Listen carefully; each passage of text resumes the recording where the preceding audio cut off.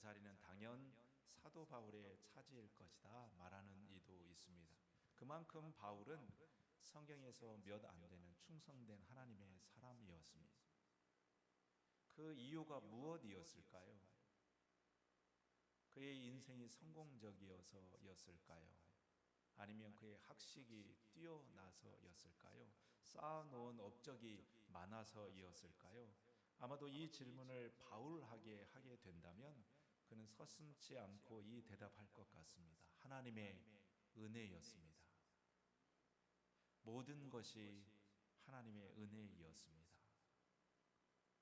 바울의 글을 보면 이와 같은 고백이 참 많이 나옵니다. 그 중에 오늘 말씀이 대표적인 말씀이지요. 9절 10절 말씀을 제가 다시 한번 읽도록 하겠습니다. 나는 모든 사도들 중에서 가장 작은 사람입니다. 나는 과거에 하나님의 교회를 핍박하던 사람이기 때문에 사도라고 불릴 자격이 없습니다. 그러나 지금의 나는 하나님의 은혜로 된 것이므로 근데 이게 베푸신 그 은혜, 그분의 은혜가 헛되지 않습니다. 나는 다른 사람들보다 더 열심히 일하였습니다. 그러나 그 일은 내가 한 것이 아니라 나와 함께 하신 하나님의 은혜로 한 것이었습니다. 사도 바울에게는 피해갈 수 없는 마음의 고백 하나가 있었지요. 과거에 자신이 누구이었느냐 하는 이 질문과 고백이었습니다. 이 생각을 바울은 일평생 지울 수가 없었습니다. 그래서 스스로 대답하기를 전에 내가 예수를 욕하고 핍박하며 믿는 자들을 괴롭히는데 앞장섰던 사람이었습니다. 그런데 지금 어떻게 변했는가? 하나님의 사도가 되었습니다. 그래서 오늘 말씀에 고백하는 것이지요. 나는 사도라고 부를 자격이 없습니다. 그런데 지금 나된 것은 하나님의 은혜로 된 것입니다. 행여 다른 사람보다 내가 좀 더 일을 했다면 그것은 내가 한 것 아니고 하나님의 은혜로 한 것이었습니다. 그래서 바울은 그 은혜로 살았습니다. 그 은혜로 일했습니다. 그 은혜로 하나님의 교회를 세워갔습니다. 때로는 힘들고 지치고 헐벗고 비난하고 포기하고 싶고 죽을 고비를 여러 번 넘겼어도 늘 바울 마음속에 한 가지는 은혜, 하나님의 은혜로 사는 것입니다. 사도 바울만 그렇다고 생각하면 여러분 오해입니다. 우리도 다 같습니다. 우리도 하나님의 은혜로 사는 자들입니다. 이 은혜를 아는 사람이 할 수 있는 것 여러분 감사입니다. 누가 감사할 수 있을까요? 하나님의 은혜를 아는 사람입니다. 그래서 감사는 하나님의 은혜를 깨닫는 데부터 시작이 되어집니다. 그런 의미일까요? 은혜라고 하는 말의 어원과 감사라고 하는 말의 어원이 같습니다. 뿌리가 같습니다. 카라, 카리스 같은 어원입니다. 무슨 말일까요? 은혜를 아는 사람이 감사도 가능하게 된다는 말씀입니다. 이런 이야기를 들었습니다. 기술이 발전하니까요, 과학으로 사람이 할 수 없는 일이 거의 없게 되어졌습니다. 그 중에 하나가 획기적인 기술로 인간 복제가 가능하게 된 것입니다. 얼마든지 원하기만 하면 사람을 물건처럼 뽑아낼 수 있는 시대가 된 것이죠. 그러자 자신감에 넘친 과학자가 어느 날 하나님께 찾아와서 말했습니다. 하나님, 이제 우리는 당신 없이도 살 수 있습니다. 우리는 뭐든 만들어낼 수 있으니까요. 하나님께서 잠시 생각하시다가 이렇게 물었답니다. 그래, 내가 흙으로 너희를 만든 것처럼 너희도 흙으로 사람을 만들 수 있다면 내가 너희를 떠나겠다. 과학자가 그까짓 것 못하겠느냐 생각하고서는 흙을 퍼다가 사람을 만들기 시작했습니다. 그런데 그 모습을 보고 있던 하나님께서 한마디 하셨죠. 야, 그 흙 내 거야. 네 거 써. 그 흙 내 거야. 네 거 갖다 써. 여러분, 우리의 것이 이 세상에 어디 있을까요? 처음부터 내 것이었던 것이 무엇이었을까요? 우리는 다 빈몸으로 이 땅에 나왔는데요. 그런데도 우리는 자주 이 사실을 잃습니다. 그리고는 우리의 일상이, 가정이, 교회가, 마을이 내가 가진 것이 다음으로 당연한 것처럼 생각하고 대할 때가 많이 있습니다. 여러분, 당연한 것이 당연한 것으로 보이지 않을 때 감사는 시작되어집니다. 그래서 우리는 우리의 일상을 낯설게 보아야 됩니다. 익숙하게 보는 것 아니고요, 당연하게 보는 것 아니고요, 낯설게 봐야 됩니다. 우리가 맞이하는 이 하루도, 이 계절도요, 오늘을 살아가는 내 건강도, 호흡도요, 내 주변에 있는 이 환경도, 이웃도요, 우리는 낯선 눈으로 그것들을 볼 수 있어야 됩니다. 그에게 감사의 삶이 허락되어지는 것이지요. 우리가 그 기쁨 없이, 감사 없이 살 때가 얼마나 많이 있는지요.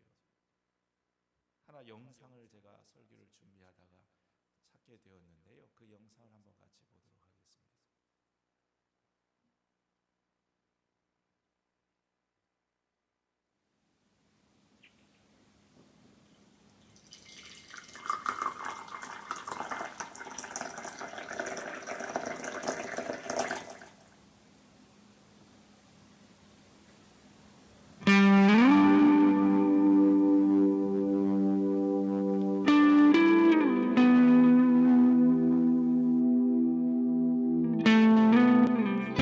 당연한 건 없습니다.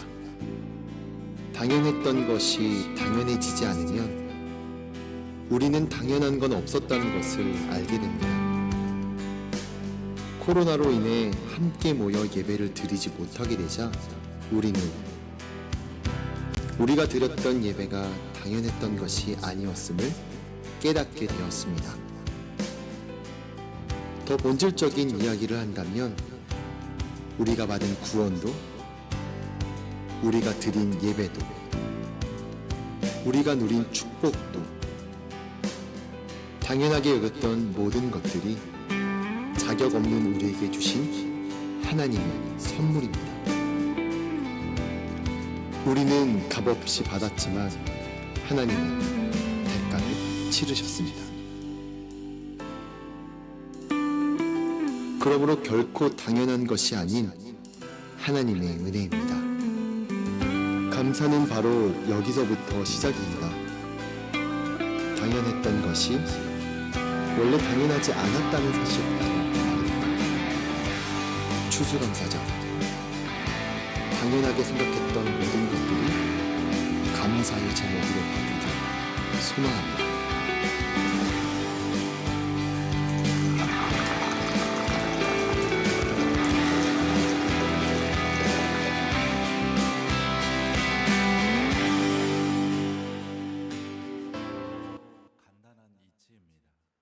우리에게 있는 것이 당연하지 않다는 사실입니다.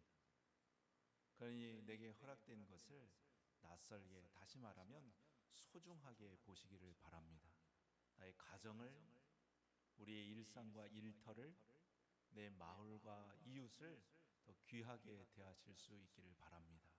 그가 행복한 삶을 살게 됩니다.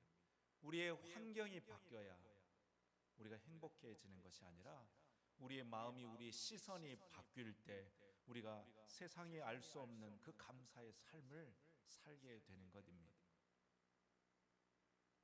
가만히 감사해야 된다고 생각해 보니 감사거리가 그렇게 많지가 않지요. 한편으로 보면 그러기도 합니다. 우리의 환경이, 주어진 상황이 녹록지 않은 것을 우리가 너무나 잘 알고 있기 때문입니다. 하지만 한 번만 더 따지고 보면 또 감사하지 못할 것이 없는 것이 우리의 삶입니다.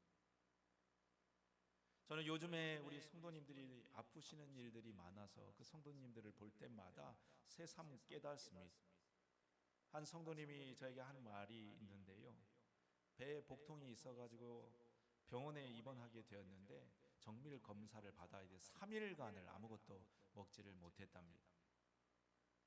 먹는 것을 그렇게 좋아하는 사람이 3일을 아무것도 먹지를 못했으니 얼마나 배가 고플까요? 정말 죽을 맛입니다. 근데 모든 검사가 다 끝나고 드디어 이제 밥을 이제 먹게 됐다는 의사의 말이 얼마나 기쁘고 감사하던지요. 그런데 첫 끼가 나왔는데 보니까 미움하고 된장국입니다. 말이 이게 된장국이지요. 멀건 국물만 조금 있고 미음도 그냥 반 공기 좀 될까 말까 하는 그것이죠. 평소에는 거들떠 보지도 않던 것들이었는데 수저를 조금 떠가지고 입에다 넣는데 짭조름하니 그 맛이 얼마나 맛있던지요. 세상에 그렇게 맛난 것이, 세상에 그렇게 훌륭한 요리가 따로 없더라는 것이지요. 이렇듯 우리는 한 걸음만 물러서 보면 감사할 것이 얼마나 많은지요. 한 끼 식사도요, 내가 숨쉬는 공기도요, 내 옆에 있는 우리 가족들도요, 내 일상들이요, 내게 주신 것이 모두 은혜이고 감사입니다. 여러분 다시 한번 바울의 고백을 들어보시지요. 그러나 나의 나된 것은 하나님의 은혜로 된 것이니 내게 주신 그 은혜가 헛되지 아니하여 내가 모든 사도보다 더 많이 수고하였으나 내가 아니요 오직 나와 함께 하신 하나님의 은혜로라. 여러분 적어도 이 절기만큼은 이 마음으로 사는 우리들이 되었으면 좋겠습니다. 하나님 모든 것이 은혜입니다. 그래서 감사합니다. 그는 주변 사람에 대해서도 미안함과 사랑함을 압니다. 감사가 없으면 원망하고 섭섭한 된 일들이 감사가 있으면 모든 것이 다 미안한 일이 되고 모든 것이 다 사랑해야 될 일이 되기 때문입니다. 그래서 감사함이 우리에게 미안합니다가 되어지고 또 그것이 사랑합니다로 바뀌어져서 우리의 삶이 더 풍성해지기를 원합니다. 여러분 우리 모든 삶이 하나님의 은혜가 넘쳐서 그것이 감사함으로 또 그것이 미안함으로 그것이 사랑함으로 바뀌어 우리의 삶에 채우시는 풍성한 행복과 사랑이 우리 이 가을날 함께 할 수 있기를 우리 주님의 이름으로 축복합니다. 우리 기도하도록 하시겠습니다. 하나님 아버지